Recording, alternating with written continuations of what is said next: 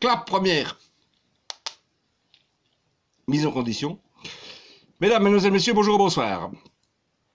Cette vidéo, ça va peut-être pas vous plaire, hein, mais je tenais absolument à la faire, car je vais vous avertir d'un très très gros problème, bien plus grave que la Covid, hein.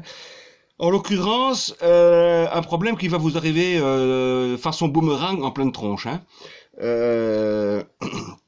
Je vous explique.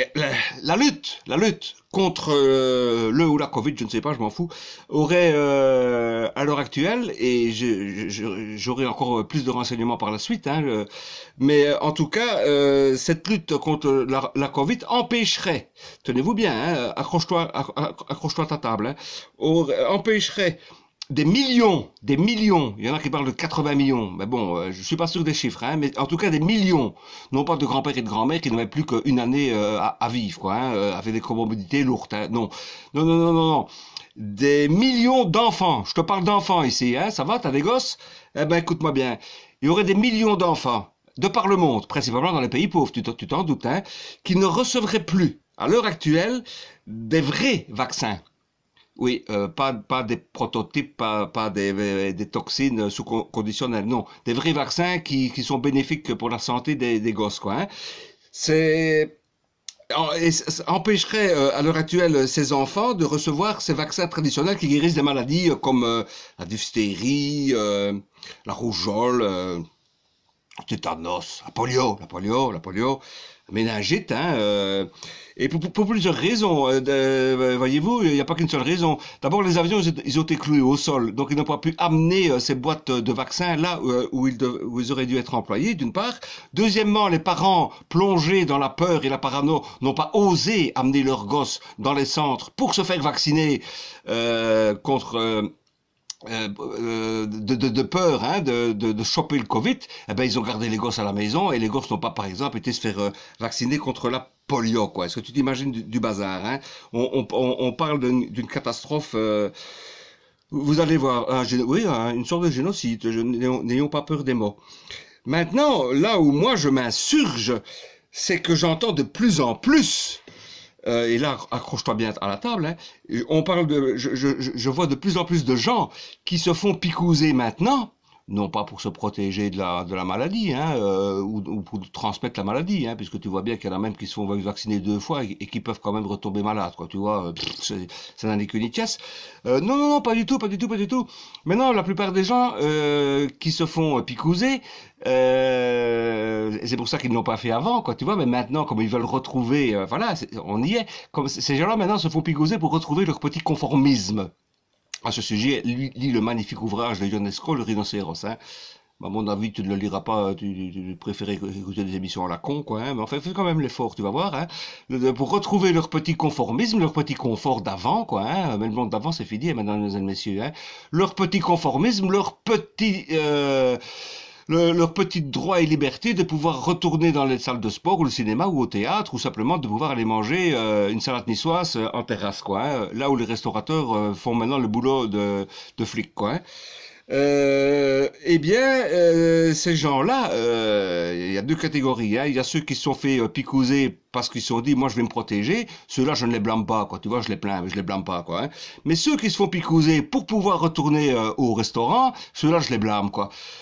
Parce que la roue va tourner, mesdames, mesdemoiselles, messieurs. Qu'est-ce que vous croyez, vous autres? Ceux qui ne veulent pas se faire picouser cette toxine, hein, eh ben, ils vont vous montrer du doigt quand vous serez assis en terrasse, quoi. Ils vont vous traiter non pas de conspirationnistes, mais de collaborateurs. Bien sûr que oui. Bien sûr que oui, vous êtes des collaborateurs. Vous collaborez au fait que des enfants ne savent plus se faire injecter des vaccins sûrs.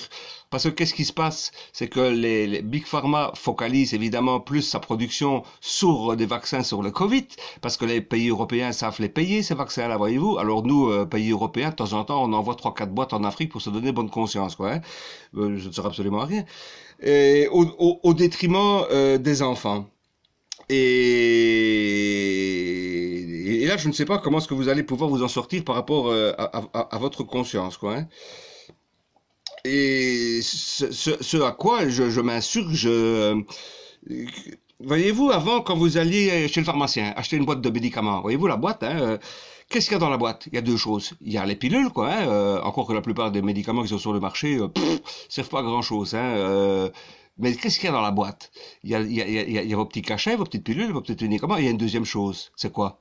Ouais, il y a un petit papier qui est plié comme ça. Hein, vous le dépliez, ça fait un grand bazar ainsi. Mais tes lunettes, hein, c'est écrit, hein, et tu peux lire au moins si ça te convient ou pas. Quoi. Ça s'appelle la posologie. Voilà.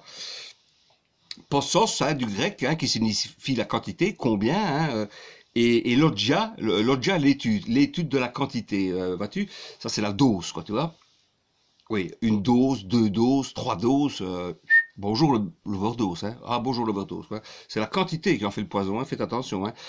Donc, voyez-vous, vous avez de plus en plus maintenant, par exemple, des publicités à la télévision, où j'en ai vu une monstrueuse, où vous avez, par exemple, on vous a privé de quoi, là? On vous a privé, par exemple, de faire un barbecue avec des potes, quoi. Hein. Alors, t'as 4-5 potes, quoi, qui sont autour d'un barbecue, hein, pour bouffer de la saloperie d'hamburger, hein, qui vient d'Argentine, hein, qui a traversé les océans sur un container qui brûle du pétrole lourd, hein, extrêmement polluant. Alors, tu vas manger ton hamburger sur ton petit charbon de bois, il y a rien de plus cancérigène. Et là, à ce moment-là, quand tu vois, on te met quelques hamburgers et quelques brochettes avec des poivrons et des oignons. Et à ce moment-là, tu veux prendre la brochette, mais là, t'as une petite voix qui te dit, hé là, tu peux pas manger tes poivrons, ça va te donner des aigreurs d'estomac. Oh mince, je ne peux pas participer à la fête. Si! Et à ce moment-là, qu'est-ce qui apparaît sur l'écran de ta TV? Il y a une boîte qui apparaît, tu vois, c'est marqué, par exemple, médicament abracadabra, quoi. Hein, je cite pas de nom. Tu vois, si tu prends le médicament abracadabra, tu pourras manger ta brochette au poivron. Et comment ça s'appelle ça? Ça s'appelle la tentation. Comme le Christ dans le désert qui s'est fait tenter pendant 40 jours. Ouais, abattu, hein, voilà. La tentation. Et qui est-ce qui tente? C'est le démon. C'est le diable. Non, le diable de l'exorciste, un régime, elle crèvera jusqu'à ce qu'elle crève. C'est un film, hein, mais la fiction, ça. Hein. Pas un diable avec des cornes et une queue par derrière. Hein. Ça n'existe pas. C'est pour les enfants, ça. Non, le diable Big Pharma. Oui, bien sûr, bien sûr.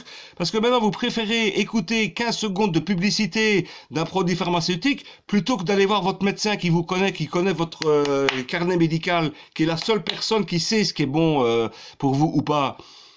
Que de plus en plus, maintenant, des gens, ils vont chez le Toubib, tu vois, parce qu'ils ont vraiment mal à l'estomac, hein, même avoir pris le produit abracadabra, parce qu'ils les ont mangés, hein, les brochettes, tu comprends, hein, ils ont été pris par la tentation, quoi, hein.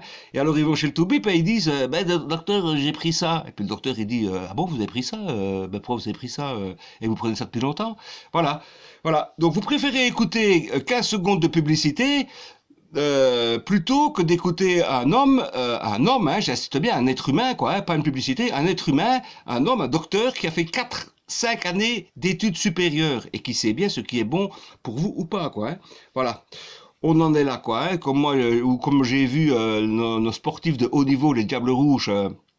Qui ont été sponsorisés par des hamburgers malbouffe et de l'alcool, quand on sait les dégâts que ça peut donner en cardiovasculaire et en alcool, c'est bien pire que les morts du Covid. Hein. Mais nos sportifs de haut niveau sont sponsorisés par de la malbouffe, quoi. Alors, de la viande, j'en mange, hein, attention, hein, mais tu vois, moi, de temps en temps, je mange un bon steak local, bleu, blanc, belge, quoi. Fais-toi plaisir, quoi. Mais ne mange pas cette crasse que tu ne sais pas comment ça a été fabriqué, avec des colorants et toutes sortes de saloperies, quoi. Hein. Eh ben, on en est là, quoi. Donc voilà, c'était mon petit coup de gueule. J'avais encore bien d'autres choses à vous dire, mais on va la faire short. Hein. Il y a déjà assez, je pense. Hein. Donc faites attention à votre conscience, mesdames et messieurs. C'était Jacques Pignolet au fond des boîtes de Winnie. À vous les studios. Ciao, ciao, ciao.